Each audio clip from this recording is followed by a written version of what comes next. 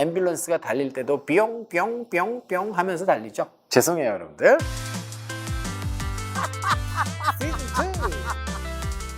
여러분 안녕하세요. 반갑습니다. EBS 토목달 토해특 시즌2. 오늘은 19번째 리딩 강의를 하는 시간입니다. 여러분들은 이 강의를 들으러 찾아오셨고요. 환영하고요. 자, 강의 시작해 볼 텐데 오늘은 저희 여러분들하고 Part 5 할 거고요. 그 다음에 어법하고 어휘를 좀 함께 좀 다룰 거예요. 어법 문제를 사실은 5개를 쭉 해드리고 싶은데 어법 문제가 한 문제당 해설 시간이 되게 좀 길어요. 참 기름 알죠? 또 기름집 강의가 될 가능성이 있어서 어법 문제는 한 2개 내지 3개 정도만 여러분께 좀 드리고요. 나머지는 어휘로 해서 자 강의를 좀 채우도록 하겠습니다. 자 꼼꼼하게 좀 잘 풀어보고 오셨으면 좋겠네요. 자 그러면 저도 꼼꼼하게 자 강의에 임하도록 하겠습니다. 잠시 후에 다시 만나요. 토해특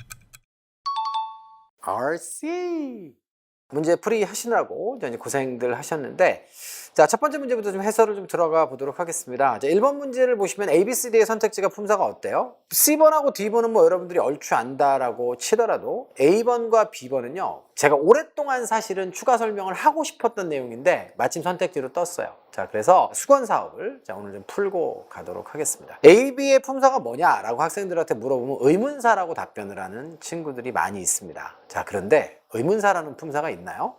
자, 기본적으로 의문사는요. 여러분들 품사가 아닙니다. 그래서 모든 단어에는 품사가 있기 때문에 우리가 의문사라고 부르는 아이들도 품사가 있을 거예요. 자, 그래서 첫 번째로 여러분과 나누고 싶은 아이디어는 의문사는 도대체 품사가 뭐냐.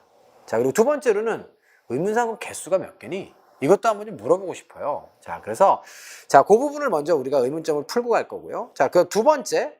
저놈의 후나 훔은 가끔은 의문사라고 안 부르고 우리가 관계대명사라고 부르더라고요.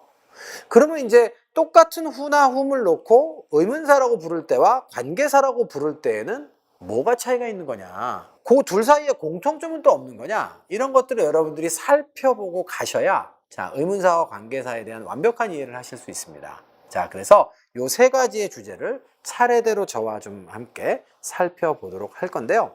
일단 의문사의 개수는요. 6하 원칙을 생각해봐라. 이것이 저의 제안사항입니다. 경찰서에 가서 조서 써보셨나요? 저는 개인적으로 이제 몇 번 써봤습니다. 물론 이제 젊었을 때고요. 네, 그리고 이제 일반적인 그런 잡범으로 간 건 아니에요. 예전에 이제 제가 학교 다닐 적에 좀 이제 시국이 좀 어수선해서 그래서 몇 번 이제 갔다 왔는데 조서도 못 써 대학생이 이렇게 저를 혼내셨던 그런 기억이 있습니다. 남대문 경찰서 소속이셨는데요. 성함은 밝히지 않겠습니다. 6하 원칙 누가 언제 어디서 무엇을 어떻게 왜 이거거든요. 그리고 여기에 플러스 알파로 which가 있습니다. which는 원래 어느 것이라고 하는 뜻이죠. A와 B 중에 어느 것. 그러니까 의문사는 아예 모르는 상태에서 뭐, 어디 이건데요. which는 사실은 주어진 것 중에서 어느 거라는 거를 선택하는 거기 때문에 엄밀하게 얘기하면 의문사는 아니고 선택사라고 해요. 의문사와 문법적 기능이 똑같기 때문에 자, 6하 원칙 플러스 which로 해서 총 7개로 개수 정리하겠습니다. 다음부터 의문사가 몇 개예요? 라고 하면 7개라고 하셔야 돼요. 자, 이제 영어 공부를 더 하시다 보면 5W1H라고 하기도 합니다. H는 how예요. 나머지 의문사는 when, where, why, who 뭐 이런 것들 있죠. what 전부 다 W로 시작하기 때문에 5W, 1H라고도 합니다. 그 중에서 품사 정리를 여러분들이 먼저 하셔야 되는데 의문사랑 품사는 없다 그랬잖아요. 자, who하고 what하고 which는 어때요? 자, 얘네들은 명사입니다. 자, 그리고 when과 where와 why와 how는 부사래요. 그러면 제가 그것을 증명해야 되겠죠? 자, 예문을 보세요. I wonder. wonder가 무슨 뜻이죠? 궁금해하다. 따라서 이하에 나오는 요 절은 목적어 절이에요. 나는 뭐뭐뭐를 궁금해한다 이런 얘기인데 목적어 절 안에 뭐가 나와 있냐면 he did 땡땡땡 last night 이렇게 되어 있습니다. 그 사람이 어젯밤에 무엇을 했는지를 궁금해한다 이런 얘기예요. 자, 이 땡땡땡은 품사가 뭐죠? 무엇을 했다니까 얘는 did의 또 목적어죠. 이거를 우리가 의문사로 놓으면 뭐가 되는 거예요? what이 되는 겁니다. 목적어 자리에 명사가 들어가니까 그 명사를 몰랐을 때 대신해서 쓴 게 바로 what이라고 한다면 what은 품사가 뭐겠어요? 대명사죠. 의문 대명사가 되는 것입니다. 이해가 되셨나요, 여러분들? 자, 이 내용까지 정리했고요. 자, 그러면 의문 대명사가 이렇게 문장 앞으로 나와 있다? 앞으로 나와 있어? 이것도 주목하셔야죠. 의문사는요, 절대로 문장 이렇게 중간에 나오는 법이 없어요. 자기가 이끄는 문장에 항상 맨 앞에 등장을 하는 것입니다. 그러면 목적어 자리에 나와 있는 아이는 명사인데 그 명사를 대신해서 what을 썼으니까 그 what은 당연히 의문 대명사라고 부르는 게 맞죠? 거기까지는 충분히 이해가 되셨을 거고요. 그러면 말이에요. 또 한 가지 이제 궁금한 게 뭐냐면 자, did의 목적어는 동사의 뒷자리에 이렇게 등장을 해야 되는데 왜 what은 이렇게 앞으로 왔어요? 바로 이것이 의문사가 가진 특징이에요. 자, 영어는 이제 어순이 지배하는 언어인데 중요한 단어부터 앞에다가 배치하는 것이 원칙입니다. 의문사절에서는 그런데 뭐가 제일 중요하다고 생각하는 거예요? 의문사가 제일 중요하다고 생각하기 때문에 어순의 변동이 있습니다. 여러분들이 알고 계신 평서문 어순이 아니고요. 자, 의문사는 자신이 이끌고 있는 문장에 항상 맨 앞으로만 간다라고 하는 사실을 기억을 하셔야겠어요.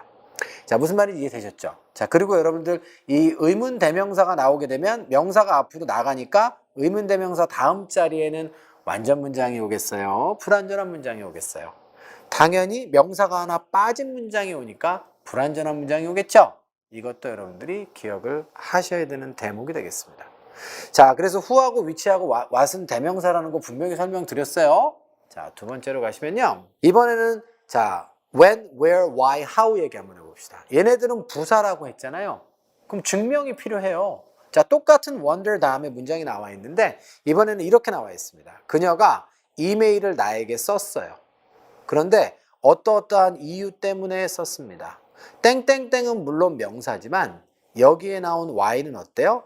due to와 땡땡땡 명사까지를 모두 합쳐서 why로 둔 거예요. 즉 다시 말해서 전치사 플러스 명사의 부사구를 우리가 why라고 하는 단어로 바꿔 쓴 거라고요. 뭐뭐뭐 때문에 나에게 이메일을 썼는지 궁금해하다. 이런 얘기고요. 그래서 why she wrote an email to me 이렇게 바꿔 쓸 수 있어요. 따라서 전치사 플러스 명사를 받아서 썼으니까 이 why는 뭘로 본다? 부사로 보시면 되겠습니다. 여기까지 납득되셨죠? 자, 그러면 여러분들 의문부사가 문장 앞에 이렇게 도치가 돼서 문장 맨 앞으로 튀어나왔다라고 하면 부사가 맨 앞에 나와 있으니까 뒤쪽의 문장은 완전한 상태일까요? 불완전한 상태일까요? 부사는 문장에서 있어도 되고 없어도 그만이잖아요. 그러니까 뒤쪽에 완전 문장이 온다라고 정리하시면 되겠어요. 이해되셨죠? 자, 그리고 이렇게 의문사가 이끄는 절을 우리가 의문사절이라고 하고요. 의문사절은 반드시 어떻습니까, 여러분들? 명사절의 역할만 합니다. 자, 지금 제가 두 개의 문장 여러분들 예문 드린 거 다 누구 자리에 왔어요? wonder라고 하는 목적어 자리에 왔잖아요. 왜 이메일을 나에게 썼는지를 궁금해한다. 그가 어저께 무슨 일을 했는지를 궁금해한다.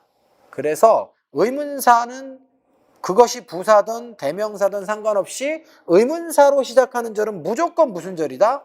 명사절의 역할을 한다라고 보시면 되겠고요. 자, 요거는 이미 설명드렸지만 자, 의문 대명사 다음에는 불완전한 문장, 의문 부사 다음에는 완전 문장이 온다라는 사실을 기억해 두었으면 좋겠어요. 그러면 언제 써먹을까요? 선택지가 의문사로 쫙 깔려있는 이런 상황에서는 빈칸 이하에 문장이 완전하냐 불완전하냐를 따져서 불완전하면 부사들 제거, 그 다음에 완전하면 명사들 제거, 이렇게 하고 시작을 할 수 있다는 거예요. 이해되셨죠? 의문사의 개수와 품사 알겠죠? 자, 그런데 두 번째, 똑같은 who가 쓰이고 whom이 쓰이고 which가 쓰이고 what이 쓰이고 why가 쓰이는데 의문사절은 뭐라 그랬어요? 명사절이라 그랬죠? 그런데 똑같은 그런 의문사를 우리가 뭐라고 불러요? 관계 대명사 혹은 관계 부사라고 하는 이름으로도 불러요. 자, 그런데 그때는 뭘 기준으로 해갖고 그렇게 이름을 바꿔 부르는 거예요? 바로 앞쪽에 수식받는 명사가 있으면 우리가 똑같은 Y도 뭐라고 불러요? 관계 부사라고 불러요, 여러분들. 그런데 자, 이 자체가 누구예요? 명사절 자리에 목적어절 자리에 나와 있죠? 그녀가 나한테 왜 전화했는지를 모르겠어 라고 했을 때는 요 Y는 뭐라고 불러야 돼요? 자, 의문사라고 불러야 됩니다. 그런데 the reason why she called me, 그녀가 나에게 전화한 이유가 되겠습니다. 자, 이렇게 될 때는 우리가 형용사절 자리에 와 있으면 저 의문사를 더 이상 뭐라고 부르면 안 된다? 의문부사라고 부르면 안 돼요? 관계부사라고 불러야 되겠다, 이런 얘기가 되겠어요. 이해되셨죠? 그래서 똑같은 의문사가 사용되는데 어느 자리에 쓰였느냐가 바로 차이점이 되겠습니다. 이해되셨죠? 그래서 그녀가 나에게 전화한 이유는 중요하지 않아, 이런 문장이 되는 것이죠. 그러면 공통점도 있나요? 자리는 말이에요. 자, 요거는 지금 목적어 자리고 요거는 지금 형용사 자리잖아요. 형용사절 자리고 이거는 목적어절 자리죠. 이거는 그러니까 명사절, 이거는 형용사절의 역할을 하는 차이는 있는데 공통점은 뭐예요? 그렇죠. who나 which나 what은 불완전한 문장을 데리고 나오는 것이고 얘네들은 부사니까 완전 문장을 데리고 나오는 건 똑같아요. 자, 보실래요? wonder 다음에 who가 나와 있습니다. 자, 누가 나한테 전화했니? who는 의문 대명사예요. 그러므로 뒤에 불완전한 문장이 나오죠? 여기 주어 없이 동사부터 바로 나왔잖아요. 이렇게 되는 불완전한 문장이 뒤에 나와 있습니다. 자, who가 관계사로 쓰이더라도 똑같아요. 자, 이 남자는 어떤 남자예요? 오늘 아침에 나에게 전화했던 남자가 됩니다. 이해되셨습니까? 자, 그때도 who가 나오게 되면 당연히 뒤쪽에는 불완전한 문장이 나오게 되는 거예요. who가 의문 대명사니까. 이해되셨죠?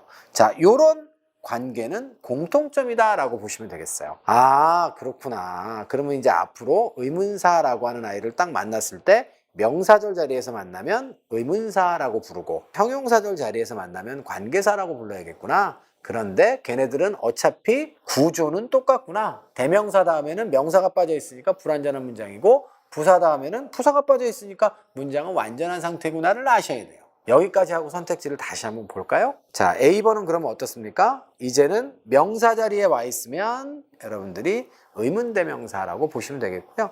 자, 그 다음에 형용사절 자리에 와 있으면 관계대명사라고 보시면 되겠어요. 다만 whom은 무슨 격이죠? 목적격이에요. 그러니까 whom 다음에는 뭐가 없어야 돼요? 목적어가 없어야 된다는 거죠. 왜냐하면 목적어를 몰랐을 때 그거를 앞으로 끄집어내서 whom으로 대신 쓴 거예요. 자, 반대로 얘는 주격이기 때문에 똑같은 대명사인데 주어가 없을 때 여러분들 who를 쓰면 되시고요. 자, 그 다음에 those는 형용사, 대명사, 동일형이고, 자, 대세 복수형이라는 점까지만 설명드릴게요. 자, 그리고 이제 as는 그만해도 되겠죠. 요거는 반복되는 정보가 되겠습니다. 주어진 문제를 한번 좀 살펴볼까요? 앞쪽에는 지금 주어 동사가 분명히 나와 있어요. 자, 그리고 뒤쪽에는 동사가 나와 있습니다. 그러면 빈칸은 누가 들어가야 돼요? 여기는 지금 접속사도 들어가야 되고요. 그 다음에 주어 역할을 할 수 있는 애도 들어가야겠죠? 바로 앞에는 뭐가 있나요? 명사가 있죠? 이런 조건들을 충족시키려면 이 자리는 형용사절의 자리예요. 형용사절의 자리면 관계사가 필요한 거고요. 관계사가 필요한 상황이기 때문에 자, 여기는 문장의 꼬랑지기 때문에 부사절이 나와도 되지만 부사절의 접속사는 주어의 역할을 겸하는 경우가 없어요. 뒤쪽에 주어가 등장했어야죠. 아니면 분사구문이 연결되든가. 따라서 전치사로서는 말도 안 되는 거지만 부사절은 들어갈 수 없습니다. 따라서 C번과 D번은 완전 소거하시고요. 자, 그러면 이것이 지금 관계사가 들어가야 될 자리다라고 하는 것을 토대로 해서 문제를 풀어보시면 자, 누가 없어요? 주어가 없죠. 그러니까 이 자리에는 주어가 없기 때문에 주어 자격의 관계대명사가 들어가는 것이 옳겠다라는 거예요. 이해되셨나요? 자, 뒤쪽에 목적어가 없으면 당연히 목적격이 정답이 될 것입니다. 자, 하여.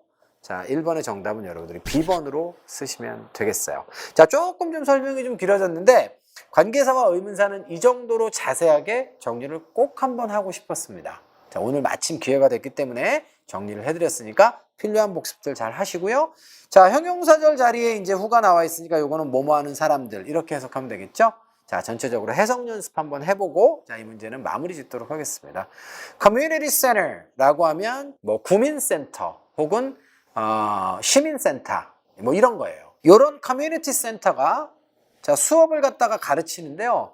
누구에게? 사람들에게 수업을 해준대요. 근데 그 사람들이 어떤 사람들이에요? 자, reside, 요건 자동사로만 씁니다. 공부 잘 해두시고요. 어디에 살다죠?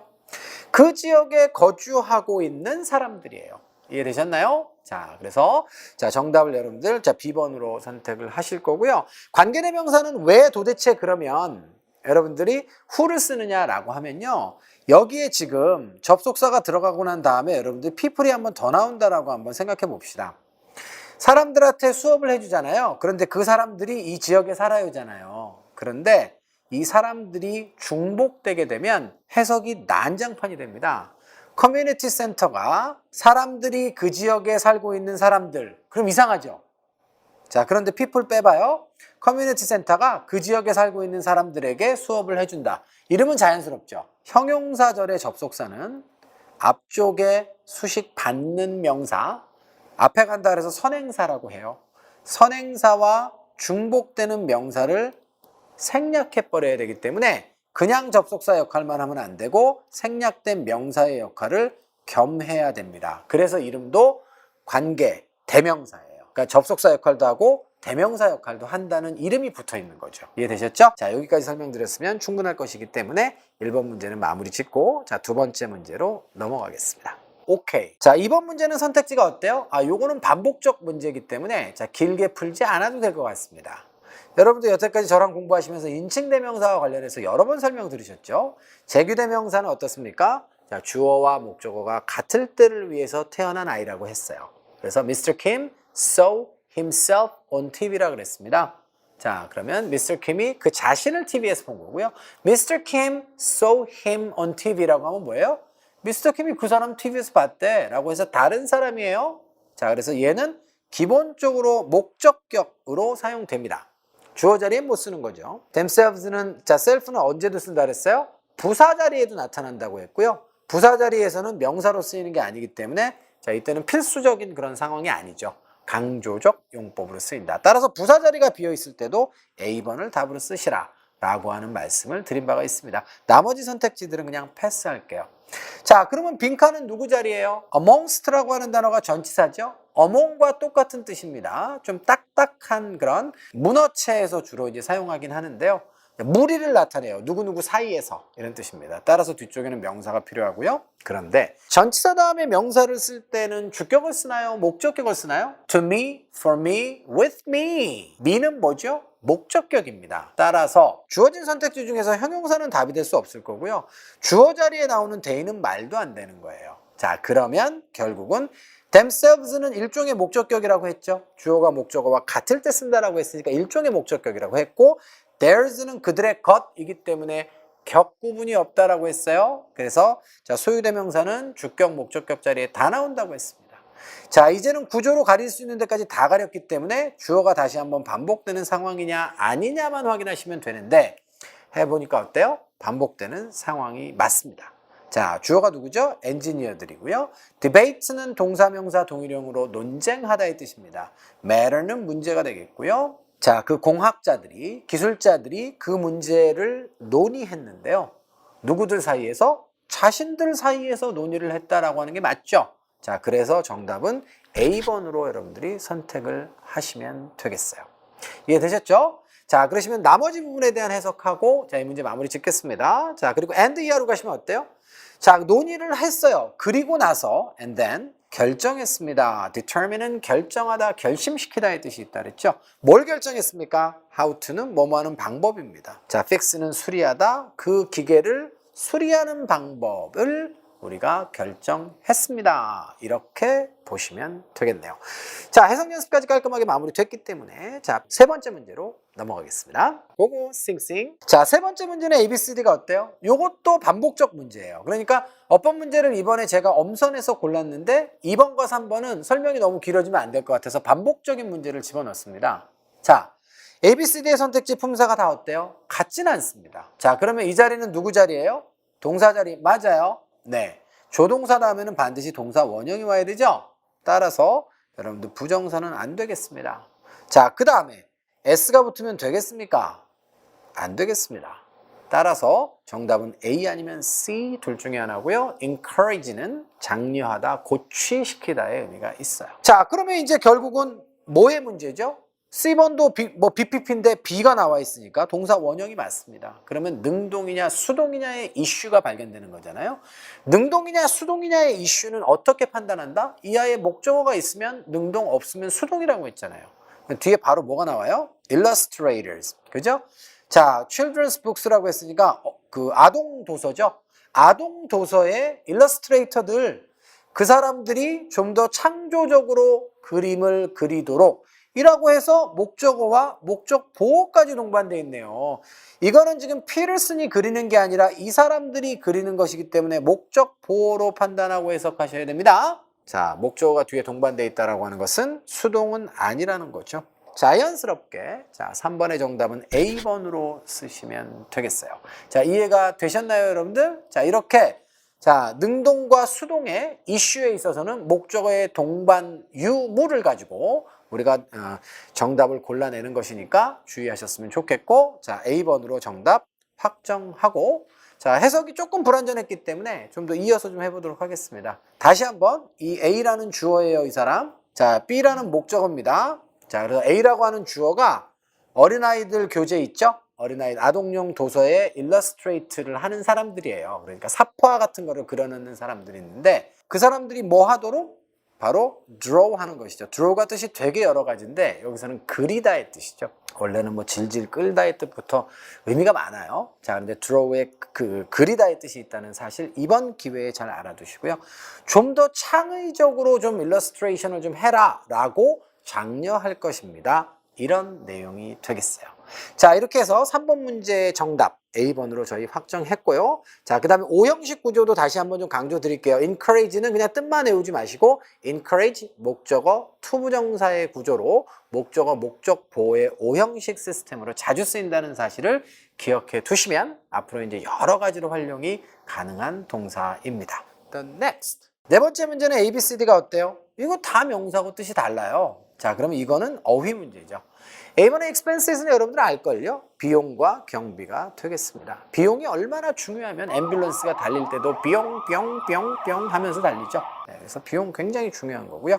자, B번의 function은요, 오히려 여러분들이 조심하셔야 될 것이 TION이기 때문에 이건 명사 맞아요. 그리고 기능의 뜻이 있고요.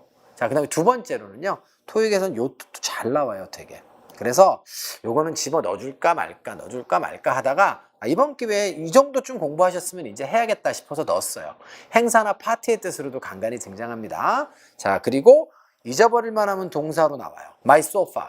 나의 소파는 functions as a bed. 자, 내 소파는 침대로서도 기능을 해요. 이렇게 쓸 때 여러분들 functions as a bed 이렇게 쓸 수 있어요. 그래서 자, function은 자동사로 쓸 수 있습니다. TION이 동사 자리로 자, 들어갈 수 있는 아이기 때문에 잘 기억해 두시고 자다떡 하세요. C번은 넘어가고요. 자, D번도 1번의 뜻은 알더라고요, 학생들이. 근데 D번도 행사의 뜻이 있습니다, 여러분들. B번과 마찬가지로. 자, 이렇게 해서 선택지 정리는 마무리를 좀 지어보고요.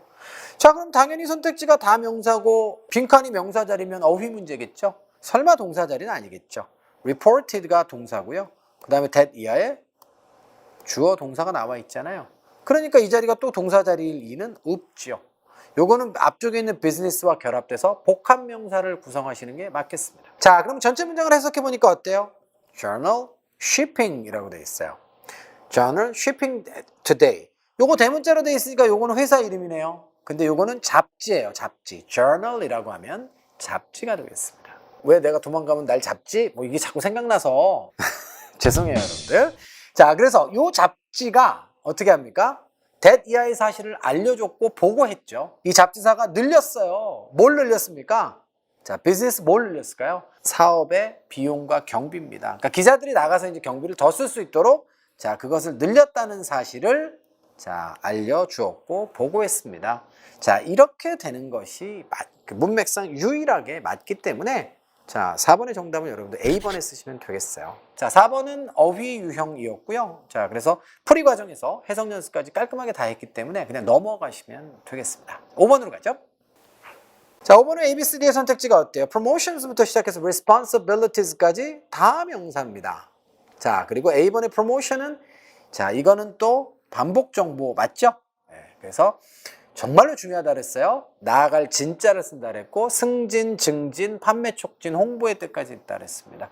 자, B번에 offerings가 있는데요. 저는 개인적으로 뭐 양파 rings 이거를 더 좋아하긴 해요. 자, offer는 이제 제공하다의 뜻이니까 이거는 뭐 제공된 것의 의미로 사용될 거예요. 자, 그 다음에 C번의 productions는 생산의 뜻이 있고요. 두 번째 뜻을 여러분들이 좀 알아두셔야 될 것 같아요. 요게 토익에서 잊어버릴 만하면 한 번씩 나옵니다. 근데 우리도 이거를 일상생활에서 이제 한국에서도 많이 쓰는 게 뭐 무슨 제작사 같은 회사를 뭐라 그래요? 프로덕션이라고 우리가 얘기하잖아요. 그래서 프로덕션이 생산이라고 하는 의미만 있는 게 아니라 제작 혹은 제작하는 회사를 자, 지칭할 때도 쓰인다는 사실을 기억하시고요. 자, 그게 토익에 이제 앞으로 등장할 겁니다. D번의 responsibilities는 책임이에요. 자, 그러면 5번 문제도 어떻게 판단한다? 냈다 명사고 뜻이 다르다? 어휘 문제다. 자, 어휘 유형의 문제는 해석 접근을 하셔야겠죠? 오비아의 sales staff 이렇게 되어 있어요. 이거는 판매 직원입니다. 판매 직원의 빈칸이 뭘 포함합니까? 바로 recruiting, 모집하는 것이죠. 새로운 고객을 모집하는 것과 그 다음에 이게 B입니다. 또 두 번째, 무엇을 포함합니까? 바로 continued sales, 지속되는 판매가 되겠죠. 누구에게? existing customers, 이미 존재하는 고객들에게 지속적 판매를 만들어내고 신규 고객을 모집하는 것을 포함합니다. 이렇게 돼 있어요. 이거는 신입 직원의 뭘까요? 당연히 이거는 임무죠. 책임이죠. 자, 그렇기 때문에 주어진 선택지 중에 유일하게 의미가 성립되는 것은 D번이기 때문에 자, 5번의 정답은 여러분들이 D로 자, 쓰시면 되겠어요. 자, 이해되셨죠? 자, 이렇게 해서 오늘 또 5문제 여러분들과 함께 좀 풀어봤는데요. 자, 오늘 5문항 중에서 이제 new information이라고 저희가 볼 수 있는 것이 이제 의문사, 관계사와 관련된 정보들이었습니다. 그래서 자, 그 부분에 대해서 꼼꼼하게 정리가 잘 되고 앞으로 그 정보들이 잘 활용되어져서 자, 여러분들이 시험장에서 잘 써먹을 수 있기를 바라요. 자, 그러시면 오늘 강의는 여기서 마무리 지어보도록 하겠습니다. 고생하셨어요.